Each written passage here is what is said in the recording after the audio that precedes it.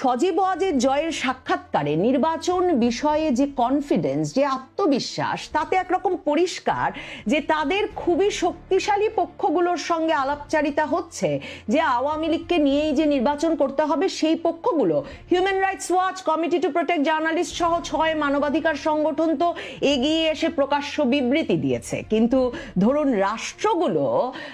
শক্তিশালী রাষ্ট্রগুলোর কর্মকর্তা বৃন্দের সঙ্গে যে আওয়ামী লীগের আলাপ চলছে এবং তারা যে সরাসরি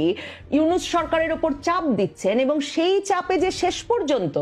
ইউনূস সরকারকে আওয়ামী লীগকে সহই নির্বাচন করতে হবে, সজীব ওয়াজেদ জয়ের কথায় এই আত্মবিশ্বাস একদম পরিষ্কার। কিন্তু সজীব ওয়াজেদ জয় বা আওয়ামী লীগের বরং উদ্বেগ যে সেই নিষেধাজ্ঞা যদি নির্বাচনের ঠিক আগে আগে তুলে নেয় তাহলে তো আওয়ামী লীগ যথেষ্ট প্রস্তুতি নিয়ে নির্বাচন করতে পারবে না এবং তাহলেও নাকি সেই নির্বাচন গ্রহণযোগ্য হবে না আন্তর্জাতিক পক্ষগুলোর কাছে। তার মানে সেই বিষয়টাও বারবার আন্তর্জাতিক পক্ষগুলোকে আওয়ামী লীগ বলছে।